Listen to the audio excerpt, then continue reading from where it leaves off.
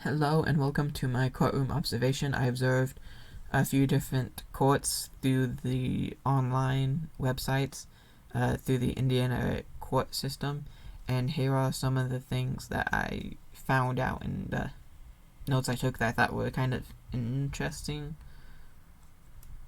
So first off are the attorneys.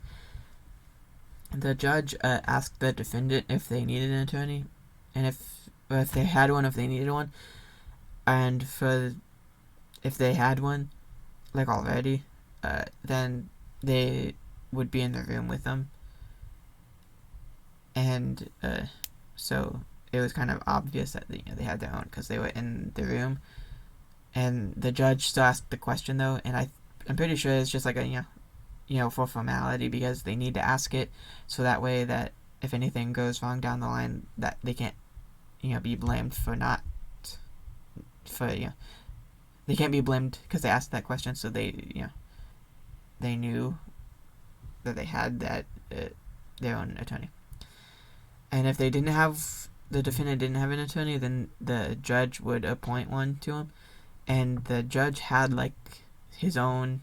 I don't know if it was like he had like an attorney, a defense attorney, in the meeting.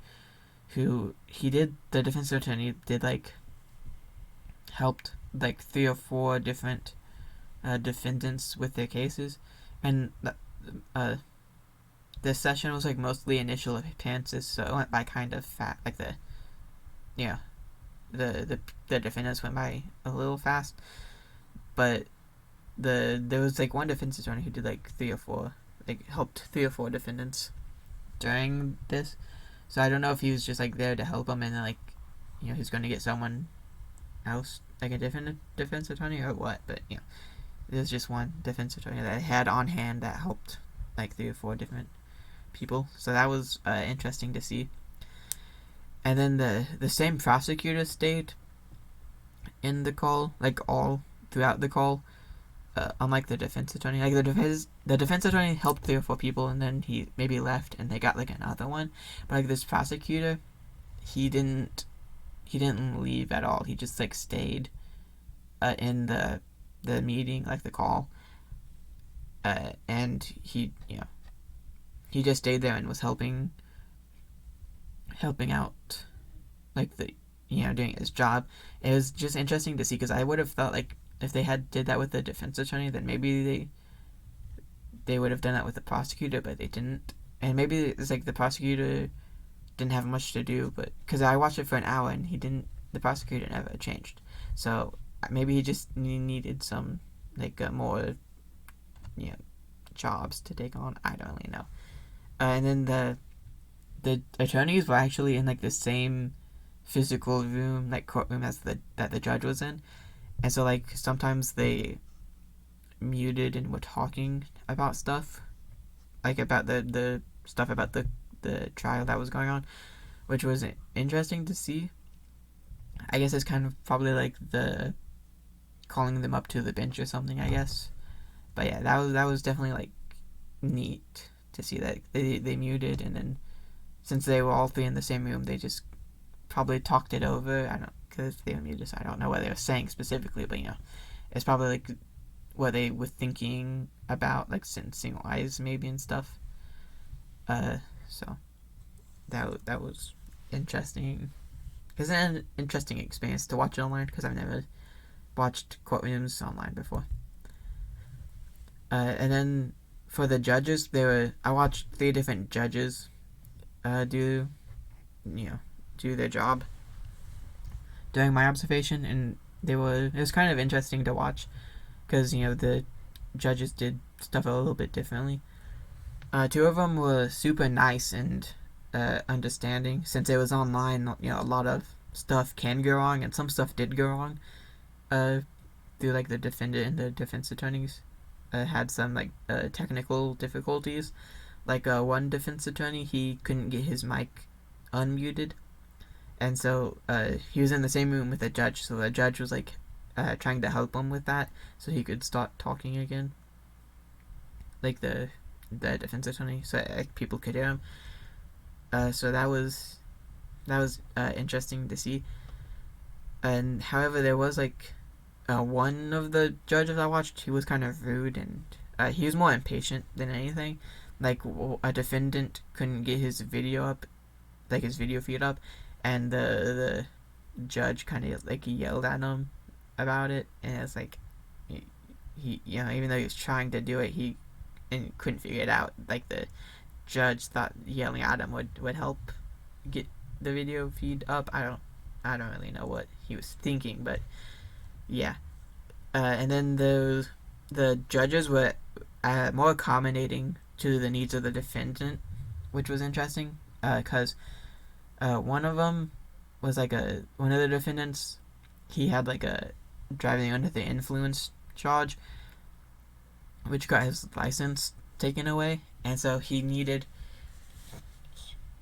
to get from his county to the county that the courtroom was in. But since he couldn't drive, he was asking the judge what he should do to get there, and the judge was very helpful and helped him. Like he said, he could drive his car since that was the only way he could get there. He could drive his car, and he let like the police know that that he's allowed to do that to get to where he needs to be. So that was interesting. And then the judges also made sure that the defendant understood the sentencing that they had.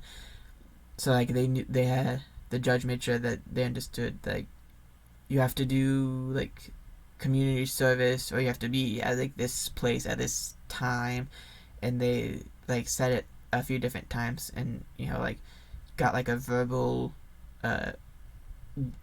answer from the defendant, so they knew exactly where and when they needed to be somewhere. Because since it's online, that's kind of an important thing to have someone know, so that they don't get in trouble for not showing up when where or when they need to.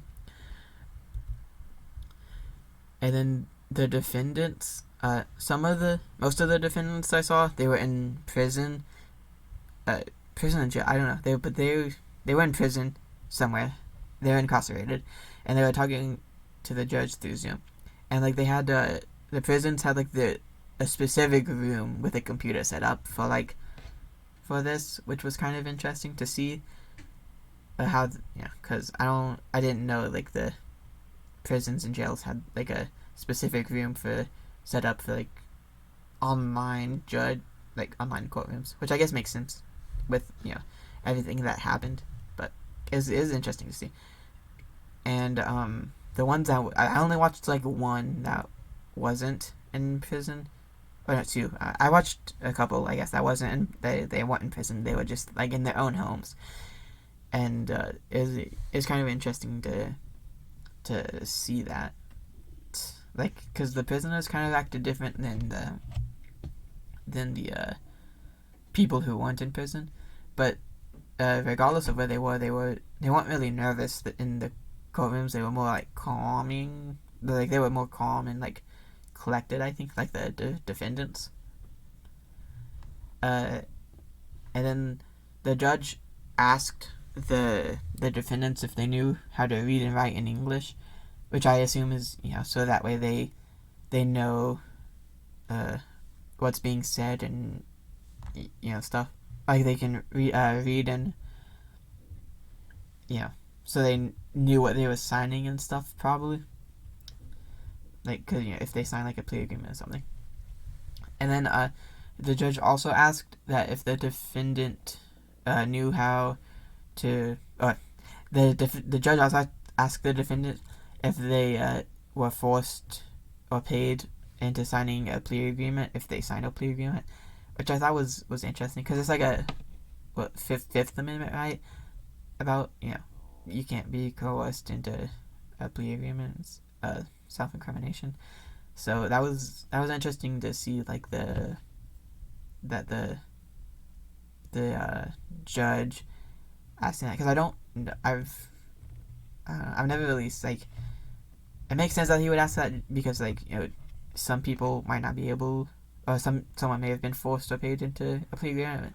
So it's but it's something I never really thought about, like a judge would ask, because I assumed like that like something if they were coerced into a plea agreement, then that might come up. I don't know. It was interesting to see. And then the English thing, it kind of makes sense because some people might not be able to read and write in English, but I feel like most people probably do. So I feel like that question is probably like just to ask, but I feel like there's probably people who, I mean, there obviously are people who don't, but yeah, I feel like more often than not, people probably, and people who are going to trial probably might know how to do that. But I understand why they ask it, because so that way they understand everything that, if they have to sign something, they can understand what it says, so they know what they're getting into. So there was there's that.